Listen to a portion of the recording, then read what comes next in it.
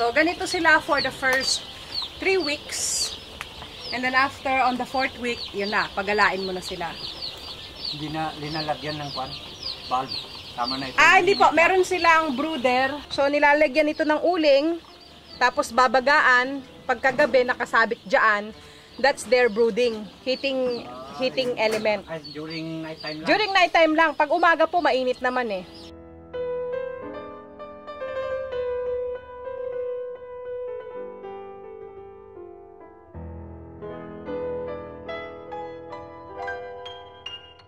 So, pag malaki na, pinapabayaan na lang dyan? Yes. But of course, you have the house na open pa rin. Para when the rain comes, automatic naman yan, they look for shelter. So, akyat sila ulit sa bahay.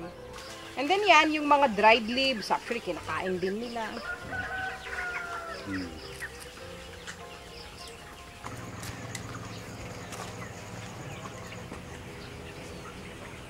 Ang spray.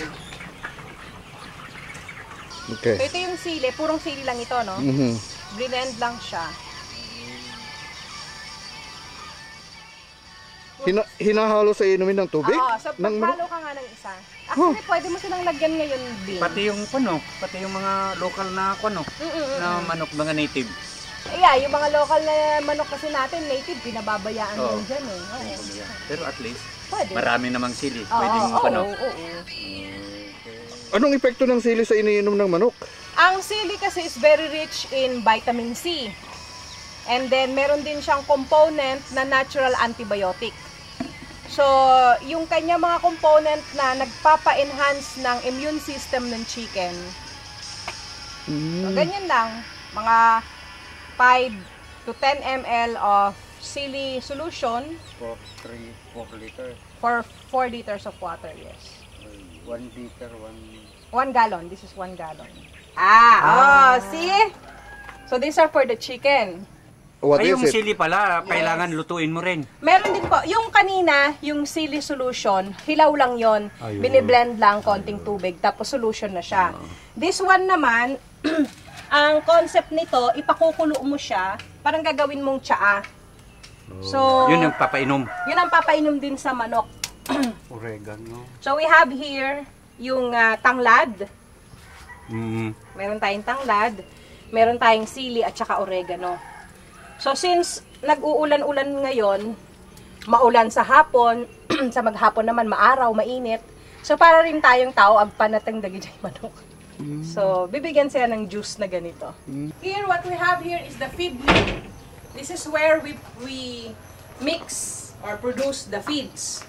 First, we have here the hammer mill. This is where we hammer the corn. So, we have some corn here. So, the corn, the corn pieces here, we put them here, and then they will be grind. When they come out, they can be on a powder form or on a grits form. Depends on what we need for the chicken. And then after, we have here the mixer. So this is where we put the feeds and then have them mixed. Like that, it will be mixed for the corn, more corn. Tarpaulins, use tarpaulins. Pero yung structure niya, bakal. Oo, kasi pag nag-typhoon tayo dito, medyo malakas din. So ito yung mga cooling fan para sa cold storage, blast freezer, at saka air dry chiller, no? Ayan ang lahat ng mga panels. Okay. Ganun din, meron ding manual from Abreco to generator. Okay. Yeah, this is the blast freezer. This one is where we stand the chicken. Yung konting electricity lang. Hindi naman natin sila pinapatay sa electricity eh. Kasi pag pinatay natin sila, hindi na dudugo. So, kailangan yung heart nila nagpa-pump pa rin. So, ayan yung process. Kung sa panta, sa buntot. And then that one there is the plucker. Pinikpikan. Oo, para tatanggal yung balahibo nila. Ito yung tinatawag namin na hanging area.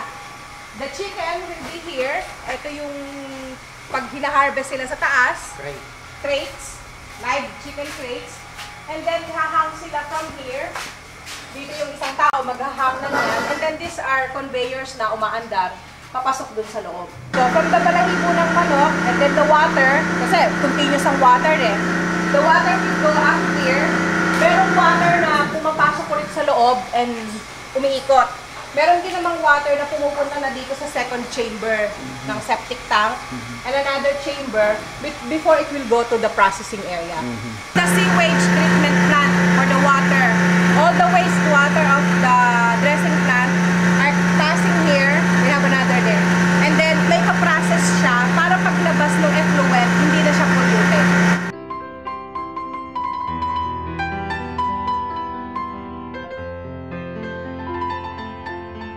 So that's the blast freezer. Oh. Taas mo yung ganon, mako-close up mo naman. So dyan pinapasok yung manok. Pag tapos na yung manok, na ano na siya, papatigasin siya dyan for 3 to 4 hours. Oh. The temperature is negative 45 degrees Celsius. Kumaga nagda-dress na siya, na-ipack na, pero wala pang packaging. So dyan siya ipina-process para tumigas. So yung freshness niya, mame-maintain. Mapapatigas siya in less than 4 hours. Ang temperature niyang loob niyan ay negative 45 degrees Celsius. And then pagkatapos niyan, yung blast freezer. Cold storage. Ay, cold storage na pala. Negative 18 naman. So, that's the control panel naman.